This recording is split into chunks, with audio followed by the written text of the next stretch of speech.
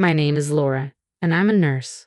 After another hectic day at work, I headed home, though I arrived a bit later than usual today. Welcome back. My daughter Meg greeted me as I walked through the door. It must be so lonely for a third grader to wait at home alone every day, and I always feel a pang of guilt when I see her. Despite my own feelings, I know some of my colleagues envy me because I work at the town's hospital, which doesn't require night shifts. Where's your dad today? I asked Meg, noticing his absence. He hasn't come home yet, Meg replied. I wonder when he'll be back. It feels like I haven't seen him in ages. Stan, my husband, is a workaholic and rarely spends time at home. I can't even remember the last time we had a family meal together or he helped with the housework. To be fair, he does spend time with his family, just not with Meg and me. On his days off, he goes to his mother's house to help with gardening, cleaning, and having dinner. He's never been to Meg's soccer practices or spelling bee contests, always prioritizing his parents over us. Because of this, Stan and I have grown apart. I'm sorry, honey, I said, holding Meg close. I'm so sorry for making you feel lonely all the time. I'm fine, Mom. You come home every day, so that's enough for me, Meg reassured me. My heart ached for her. If we were a typical family, we'd spend more time together and be happier. No matter how many times I apologized, it never felt like enough. Then one day, Stan came home at a normal time, a rare occurrence. Our mutual affection for him had waned, and conversation was sparse. During dinner, Stan suddenly broke the silence. Why don't we go to Hawaii for the upcoming holidays? I stared at him in disbelief. A family trip? It had been years since we traveled together. Stan was suggesting this trip to also celebrate his mother's 60th birthday. His priority was clear once again, his mother over us. I was fed up, but when Meg's eyes lit up with excitement, I felt conflicted. We can go to Hawaii? I really want to go, she exclaimed, thrilled at the prospect of her first visit to Hawaii. Seeing Meg so happy made me hesitate, although the idea of a family trip after so many years felt bittersweet, especially with Stan's mother involved. I didn't want to disappoint Meg. All right, I guess so, I said with a sigh. It's been a while since we've all been together as a family, so let's go. On the day of the trip, Stan and I had work, so we planned to meet at the airport. Unfortunately, my shift ran longer than expected, and I was running very late. After work, Meg and I rushed to the airport. We took the bus and finally arrived, but an unexpected problem arose. They're not here, I said, glancing around anxiously. Stan and Kate were nowhere to be seen. I searched the airport frantically but couldn't spot them. Where could they be? I checked my phone, but there were no missed calls. I tried reaching Stan and Kate, only to be met with a frustrating message. The number you have dialed is either not powered on right now or has no signal. Desperation set in, and I approached the airline's reception desk for help.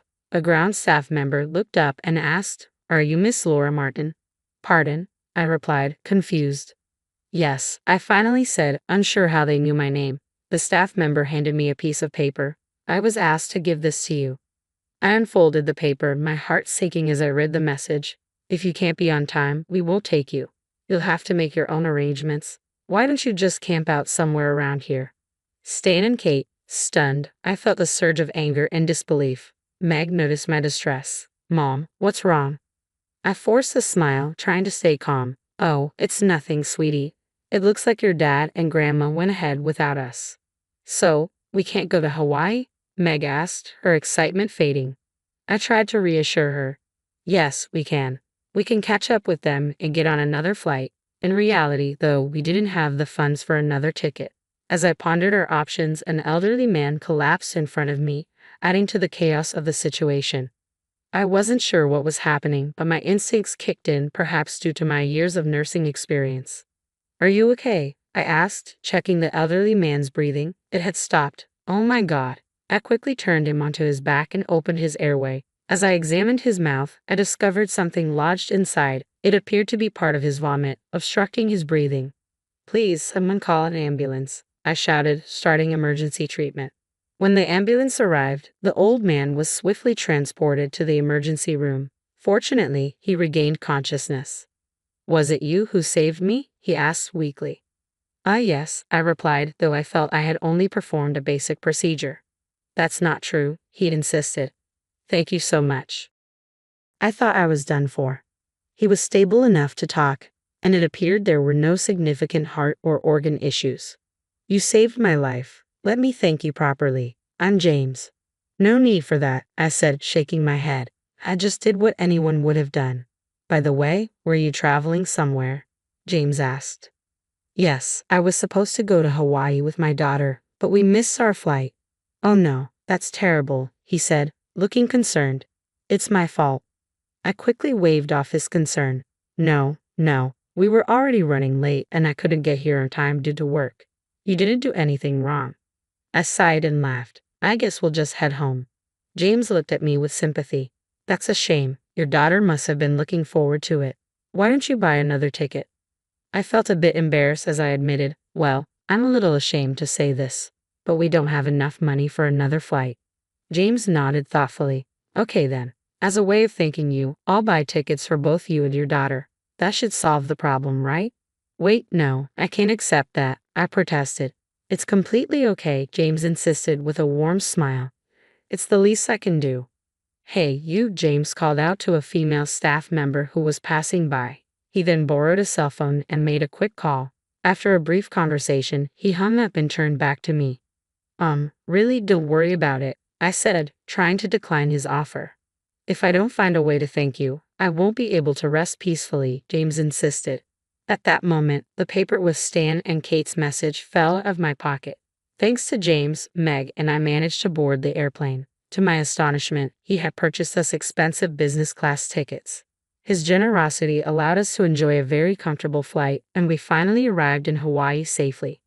However, I faced a new challenge. I had no idea which hotel Stan and Kate were staying at. I wished I had asked them beforehand. Hello, are you Laura and Meg? A man called out as we exited the airport. Yes, that's us, I replied, puzzled. Nice to meet you, he said, handing me his business card. I noticed it was from a well-known logistics company. I heard about you from the chairman of our company, he said with a smile. Thank you, I said, still confused. The elderly man you helped at the airport is the chairman of our company, he explained. Oh, really? I responded, surprised by the revelation. I was stunned by the revelation that James, whom we had met at the airport, was the chairman of a major company. On the chairman's orders, we'll take you both to your hotel, the man said as he led us to a sleek black limousine. I had never been inside such a luxurious vehicle before. Wow, this is amazing, Meg exclaimed, her excitement palpable as she enjoyed her first ride in a limousine. I made sure my shoes were spotless before stepping into the car. The view of Hawaii from the windows was breathtaking, an endless summer landscape that made me feel incredibly fortunate. At one point, I doubted we would make it, but seeing Hawaii's beauty made me so glad we managed to come after all. Meg pressed her face against the window, soaking in the scenery. When we arrived at a grand hotel, its opulence was evident. As we approached, I realized a crucial detail. Oh no, I didn't book a room, I mumbled to myself. Please don't worry, the man assured me. We've already reserved a room on the top floor. But I don't have enough money for this, I protested. You don't need to worry about that. The bill has already been taken care of, he replied. I was astonished by how much James had arranged for us. This level of VIP treatment was unfamiliar and left me feeling bewildered. Inside the hotel, I was amazed by the room. It was a lavish suite, far more spacious than necessary for just the two of us. The view of the ocean and the stunning sunset from the large windows was nothing short of spectacular. A dedicated hotel staff member was available to assist us with anything we needed, and the food was exquisite, far beyond anything I had ever experienced. They even grilled the most expensive steak right in front of us. The meal was exceptional, leaving me constantly impressed. After dinner, Meg and I wandered through the lobby. We heard raised voices coming from a corner and turned to find a man and a woman arguing with the hotel staff. Is that? I wondered aloud. Yes, it's my husband and my mother-in-law, Meg said, recognizing them. Hey, what are you both doing here? I called out, approaching them. They looked at us in surprise. What? We came here as planned, Stan said. You've done something terrible to us, even though it was your idea to go on this trip, Kate said, still irritated. Well, you were late, Stan said, glancing at Kate as if to say more. I feel bad about that, but you didn't have to suggest we camp out, I replied, feeling frustrated. Kate didn't seem remorseful at all for her actions. The confrontation left a sour note. but I tried to focus on making the most of our unexpected and luxurious trip. I couldn't bring myself to forgive them. By the way, why are you arguing with the hotel staff? I asked Stan, who looked furious. When I tried to check in, they told me to leave. I don't understand what's going on, Stan said, seething. I turned to the hotel staff for clarification. Can you explain this situation? The staff member nodded. We were instructed not to let these individuals stay here. They left our very important and valued guests behind, which is unforgivable. Now, it made sense. James had significant influence over the hotel. The chairman of such a major company certainly held a lot of power, and it was clear you didn't want to cross him. Stan and Kate looked puzzled. What does this have to do with us? Stan demanded. It's a long story, the staff member replied. But the chairman can't forgive you for abandoning Megan. When you left her behind, it was seen as a serious offense. Stan and Kate were bewildered. How does someone from this hotel know about that? I understood their confusion but felt it was what they deserved. I took out a business card, the same one given to me by the man who had helped us from the airport. This is... The hotel staff member's eyes widened as he examined the card. This is from one of our major clients. Stan's face turned pale as he took the card from me, his hands trembling. Kate's expression mirrored his shock. You know the chairman of this company? Stan asked, his voice quivering. Of course, I replied. He collapsed at the airport, and I helped him. In gratitude, he arranged our flight and booked our hotel room. Kate fell to the floor, trembling. What's wrong, Mom? He's in the same gym club as me, Kate stammered. Everyone looks up to him. The coincidence was staggering. I was amazed to learn that my mother-in-law knew the chairman. Before Kate's revelation, I had already learned about it from James himself. He had seen the paper that fell from my pocket and recognized the situation. Laura, what is this? James had asked when he saw the paper. Well, I had explained, we were abandoned by my mother-in-law and husband. That's terrible, James said. But I recognize that last name. Is your mother-in-law's last name Martin? Yes, it is. Her name is Kate Martin. James nodded. I know her. She's also a member of my gym club. I wouldn't have expected her to act this way. I looked at Stan and Kate with a wry smile. Since you've decided to leave us behind, I guess we'll just enjoy the trip on our own. I turned to Kate. Why don't you camp out somewhere nearby? Enjoy the Hawaiian night under the stars. Hey, wait, that's terrible. Kate yelled, her anger rising. You're being incredibly rude, Stan shouted. Stan and Kate continued to protest, but I simply shook my head, ready to make the most of our unexpected adventure with Meg. As I turned my back on Stan and Kate, I couldn't help but find their behavior ridiculous. They had thrown harsh words at me, but when I stood up for myself, they called me terrible and rude. I burst out laughing. Let's go, I said, taking Meg's hand. Meg nodded, and we walked away together. Behind us, the hotel staff was still firmly denying Stan and Kate entry, despite their protests. Get out of here, the staff said. We don't have rooms for you. Finally, Stan and Kate left the hotel, and we were free to enjoy our trip to Hawaii on our own. With Stan's influence almost completely gone from Meg's life, there was no need to think about him at all. I was amazed by the unexpected gift of this wonderful trip, a direct result of helping an elderly man. We were deeply grateful to him for making this experience possible. After returning home, the trip felt like a refreshing escape. Meg seemed to be very satisfied with the vacation, and I was happy to have shared it with her. As for Stan and Kate, their troubles didn't end with their departure from the hotel. Upon returning home, Stan was exhausted and disheveled. It turned out that James' instructions had been communicated to every hotel in Hawaii, and Stan and Kate had spent their time camping out in the wilderness. The consequences of their actions were severe.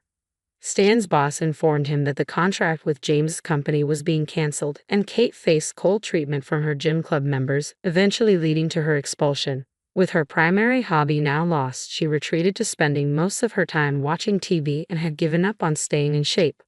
Stan and I decided it was best to end our marriage. We officially divorced, and custody of Meg was awarded to me. I didn't receive alimony or child support, but my income was sufficient to support Meg without any issues. I would never see my mother-in-law again. Reflecting on everything, it seemed almost fated that my accidental delay at the airport led to such an extraordinary experience. The timing of helping the chairman of a major company, who happened to be known to Kate, was a remarkable twist of fate. Despite everything that went wrong with Stan, I had no regrets. My life was centered around my precious daughter, and I felt fulfilled without needing anyone else.